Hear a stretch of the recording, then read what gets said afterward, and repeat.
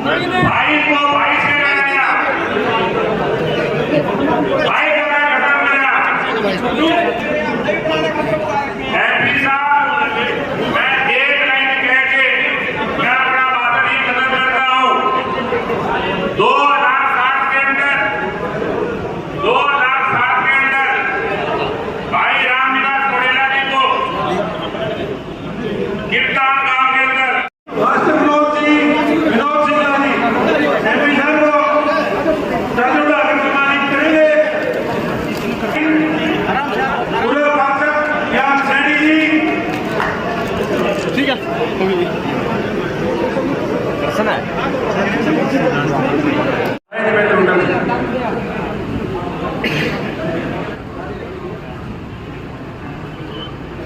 हमारे बीच में हमारे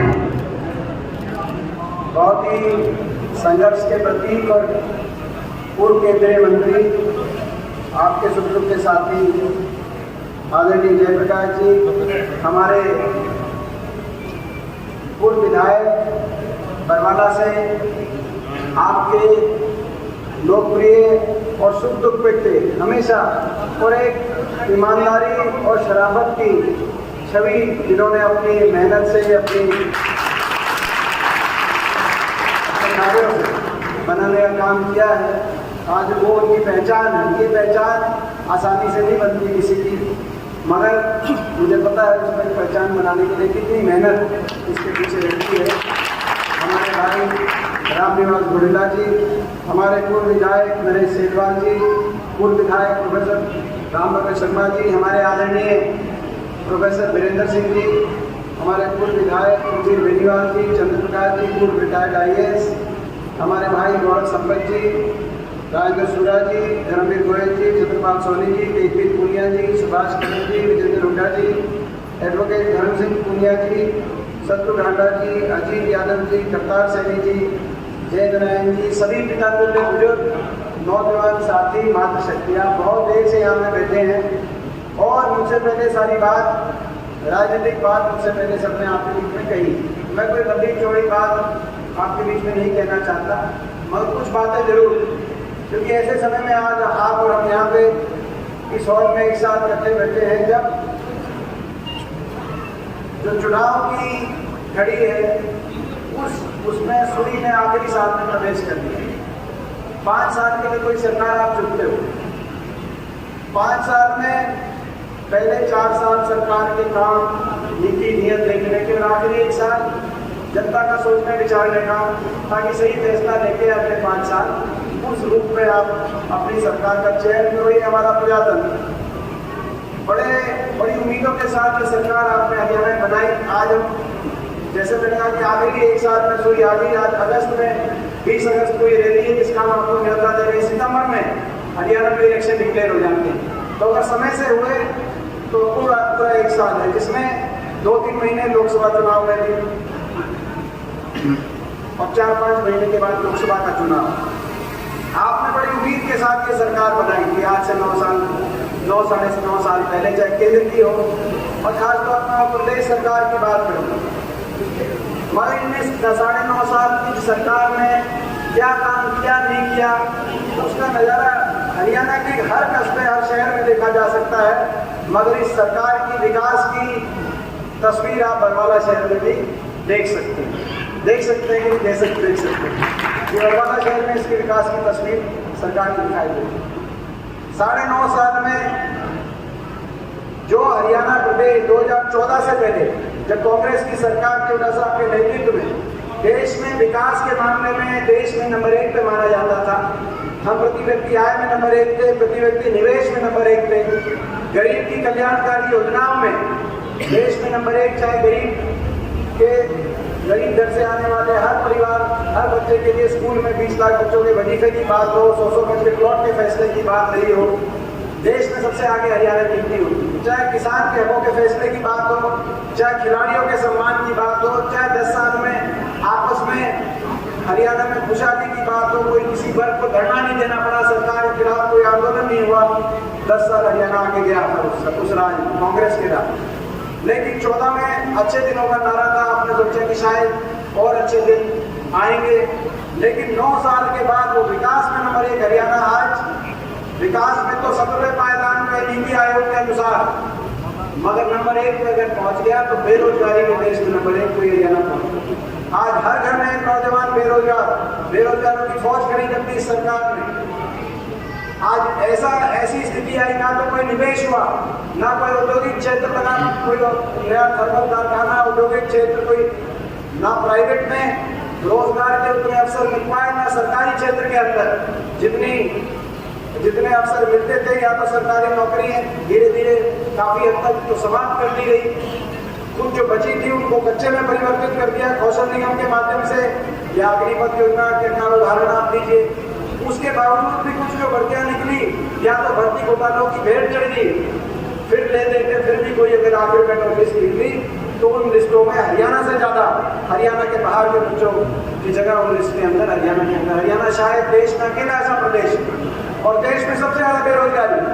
आज जहाँ शहरों में कोचिंग सेंटर होते थे, वहाँ विदेश में पलायन के सेंटर, कि विदेश में जाने के लिए घर बार बेच के बच्चे विदेश की तरफ सोचने लग गया, कोई नशे की तरफ, कोई अपराध की तरफ, कोई हताशा की तरफ। ये स्थिति आज इस खट्टर सरकार की देन है। दिल्ली के 3 तरफ जो हरियाणा देश में रोजगार में नंबर 1 होना चाहिए था, विकास दर में नंबर 1 होना चाहिए था, तो बेरोजगारी में देश में नंबर 1 ऐसी सरकार। महंगाई ने हर घर का बजट बिगाड़ दिया। 400 रुपए में सिलेंडर था तब शोर मचाती थी बीजेपी, आज 1200 रुपए में सिलेंडर है तो शांत है बीजेपी। पेट्रोल, डीजल, रसोई गैस का सिलेंडर, आज महंगाई ने हर घर का बिजली के बिल, शिक्षा, सरकारी स्कूल धीरे धीरे सरकारी स्कूलों को बंद किया जा रहा है प्राइवेट के अंदर, और प्राइवेट स्कूल के फीस से आज हर घर का बजट, कहीं प्राइवेट स्कूल की फीस की बात है, कहीं बिजली के बिल की बात है, कहीं महंगाई की बात। ये स्थिति बेरोजगारी, महंगाई और सरकार का तीसरा अगर कोई चेहरा है तो भ्रष्टाचार का चेहरा। ऐसी सरकार जो भ्रष्टाचार के समझौते में बनी सरकार, जो कि 2019 में बीजेपी की पूरी मेजॉरिटी नहीं आई। आपको याद होगा बीजेपी ने नारा दिया था 2019 में, खट्टर साहब ने, उनका नारा था 75 पार। यही नारा था कि बीजेपी जाएगी 75 पार, मगर लोगों को नारा ठीक नहीं लगा, क्योंकि लोग संतुष्ट नहीं थे। पहली बार की सरकार से संतुष्ट नहीं थे, लोग पीछे छुड़ाना चाहते थे, उस सरकार को बदलना चाहते थे, मेजॉरिटी नहीं आई। इस बीच एक और पार्टी आई, दुष्यंत चौटाला, जेजेपी, उन्होंने नारा दिया बीजेपी ऊपर हो जिंदाबाद। यही नारा था। एक कहता था 75 पार, दूसरा कहता था जमना पार। इलेक्शन होते ही दोनों बनके पक गए यार। हरियाणा ने बना दी ऐसी सरकार, जनता के लिए हाहाकार, जनता को भूल गए और कहा कि हमारा समझौता हो गया। 5100 पेंशन पे समझौता हुआ है। मैं पूछना चाहता हूँ अपने बड़े बुजुर्ग से, 4 साल हो गए, क्योंकि राजनीति में कुछ नैतिकता की भी जगह होनी चाहिए, कुछ ईमानदारी की भी जगह होनी चाहिए राजनीति में। मैं आपसे पूछना चाहता हूं, जो दिल्ली में प्रेस कॉन्फ्रेंस करके केंद्रीय गृह मंत्री के घर खड़े होकर वो एक तरफ मुख्यमंत्री, एक तरफ दुष्यंत चौटाला की हमारा समझौता हो गया, 5100 पेंशन आएगी। मैं पूछना चाहता हूँ 5100 पेंशन आई या नहीं आई? मैं आपसे 5100 पेंशन नहीं आई। समझौता 5100 की पेंशन का नहीं था, समझौता भ्रष्टाचार का था। समझौता हरियाणा को लूटने की छूट का समझौता था। महकमे बांटे गए, उसी दिन बाद तस्वीर साफ हो गई जब समझौता हुआ और मंत्रिमंडल में आपस में महकमे बांटे गए। किसके पास शराब महकमा आया, किसके पास एक्साइज महकमा आया, कौन किस महकमे से। महकमे इसलिए नहीं बांटे गए कि काम कैसे हो, महकमे इसलिए बांटे गए कि खुद की कमाई कैसे हो। पूरी लिस्ट तो हमें भी नहीं पता, पूरी लिस्ट तो दादा गौतम लिए बैठे हैं। बात है दादा गौतम से आप पूरी लिस्ट ले लेना। उनने तो पहले दिन ही बता दिया था कि खबर बढ़ गया सरकार में 1 लाख। तो ये ऐसे भ्रष्टाचार के आधार पर समझौता और सरकार आंख बंद करके हरियाणा को लूटने का काम जिन्होंने किया। देश में सबसे ज्यादा बेरोजगारी, सबसे ज्यादा दुर्दशा, विकास की पटरी से हरियाणा उतर गया। हर वर्ग का अपमान, कोई ऐसा वर्ग नहीं जिसको सड़क में ना आना पड़ा हो। किसान 1 साल तक आंदोलन में, किसान का अपमान, 750 किसानों की जान चली गई। कर्मचारी सड़क पे ओल्ड पेंशन स्कीम पे दिया, उन पर लाठीचार्ज। मैं सवाल पूछना चाहता हूँ सरकार से, जब ओल्ड पेंशन स्कीम पंजाब में लागू हो सकती है, हिमाचल में लागू हो सकती है, राजस्थान में हो सकती है, छत्तीसगढ़ में हो सकती है, कर्नाटक में हो सकती है, हरियाणा के आसपास के सारे प्रदेशों में हो सकती है, किसी भी पार्टी की सरकार हो। तो हरियाणा जो देश में आगे होता था आर्थिक रूप से, उसमें आपके हमारे पास फंड नहीं, हरियाणा के अंदर आर्थिक स्थिति कैसे अच्छी नहीं, तो उसके लिए कौन जिम्मेदार है? आर्थिक स्थिति खराब हो गई। आज राजस्थान लागू कर रहा है, छत्तीसगढ़ लागू कर रहा है, हरियाणा लागू नहीं कर रहा। जो सब जो प्रदेश पीछे थे वो ये ओल्ड पेंशन स्कीम के लिए गए, कर्मचारियों का तिरस्कार, ग्रामीण चौकीदार सफाई कर्मचारी मानदेय बढ़ाने के लिए गए, उन पे लाठीचार्ज, सरपंच गए, सरपंचों पे लाठीचार्ज, हमारी खिलाड़ी महिला खिलाड़ी गई, उनका तिरस्कार। अहंकार, ऐसा अहंकार हमने नहीं देखा। ये अहंकार में बीजेपी का साथ पे आसमान में भी 9 साल तक मुख्यमंत्री जी को प्रदेश की जनता की याद नहीं आई। अब आखिरी साल में जनसंवाद करने के कार्यक्रम किए। अभी सिरसा में प्रोग्राम था, आपने देखा होगा, सिरसा में प्रोग्राम था, तो एक वैसे ही प्रोग्राम में एक हमारी महिला खड़ी होके उन्होंने कहा कि जी मेरा बेटा 22 साल का बच्चा और वो चिट्टे की समस्या से यानी नशे समस्या से उसकी डेथ हो गई, और जो चिट्टे बेचने का काम करता है उन पे आप कार्रवाई करने का काम करो। बीजेपी के सरकार की संरक्षण में ये काम चल रहा है। जो दो लेडीज खड़ी हुई वो विधवा हमारी ऐसी हमारी जो है वो जो खड़ी हुई, तो खट्टर साहब के आपने वो देखा कि इसको बाहर करो, ये जो है इसको सभा से बाहर करो, किसी को बाहर करते हैं। एक खड़ा हुआ उसको कहा था इसकी पिटाई कराओ, एक को आप कौन से गाँव किसी और एक कोई और खड़ी हुई, एक कोई खड़ा हुआ किसान की समस्या बोले तो उस पार्टी को, हमारी पार्टी भी नहीं, किसी और बोले ये फलां पार्टी का कार्यकर्ता है इसकी पिटाई कराओ। पिटाई कराने का तो संविधान में अधिकार किसी को नहीं है, किसी कैसे पिटाई करा सकते हो? तो घमंड काम किया नहीं, लेकिन अहंकार सातवें आसमान पर। मैं आपसे पूछना चाहता हूँ, इनका ये अहंकार, इनका घमंड, थोड़ा बहुत इनका घमंड तोड़ोगे कि नहीं तोड़ोगे? मैं आपसे पूछना चाहता हूँ। इस बात की लड़ाई एमपी साहब पूरा तोड़ देंगे। इस बात की लड़ाई आज मुझे बड़ा अफसोस, मैं सोचता हूँ कि भाई वैसे तो हरियाणा में हर शहर में हर गांव की विकास की स्थिति देख के बड़ी तकलीफ होती है, लेकिन बरवाला शहर की मैं गलत तो नहीं कह रहा हूँ। आज याद बरवाला शहर में मुझे याद है जब जो है आप लोग के आशीर्वाद से गढ़ला साहब ने अवसर दिया था, गुंडा साहब के माध्यम से, चाहे वो पार्क की बात हो, चाहे सेक्रेटरिएट की बात हो, चाहे बरवाला कॉलेज की बात हो, जो अपनी दिनों रात भर के ये प्रयास करते थे उनका साहब के आशीर्वाद से, और हम इनकी वकालत करते हैं। दीपेंद्र सिंह हुड्डा, दीपेंद्र सिंह हुड्डा।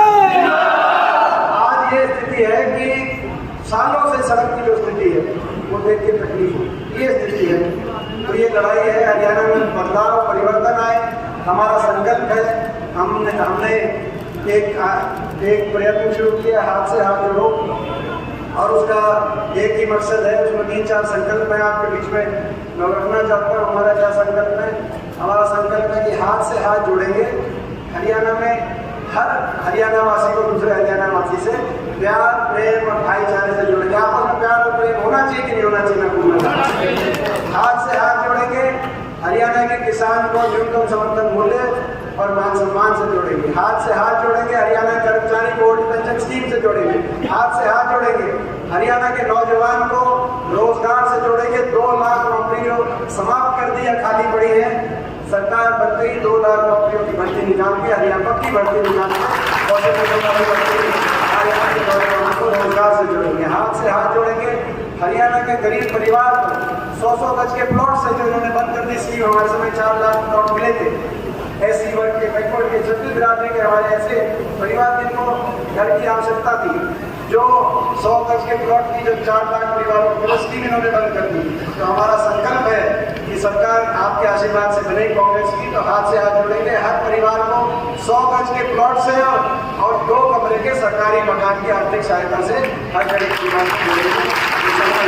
को भी तोड़ना है और जेजेपी के विश्वासघात को भी, दोनों को जवाब देना है, क्योंकि ये कहते थे जमुना पार, अब बीजेपी के साथ मिलकर भ्रष्टाचार की जमुना में गोते में खाने वाले लोग हैं।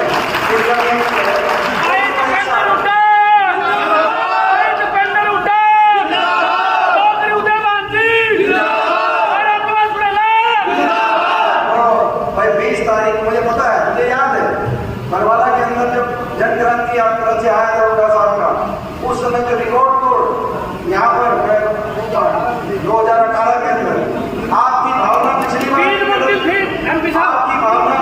भी सही थी।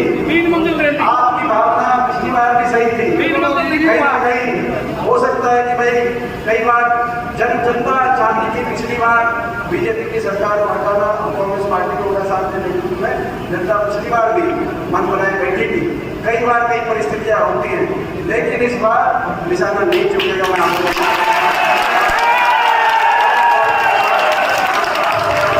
धन्यवाद करता हूं।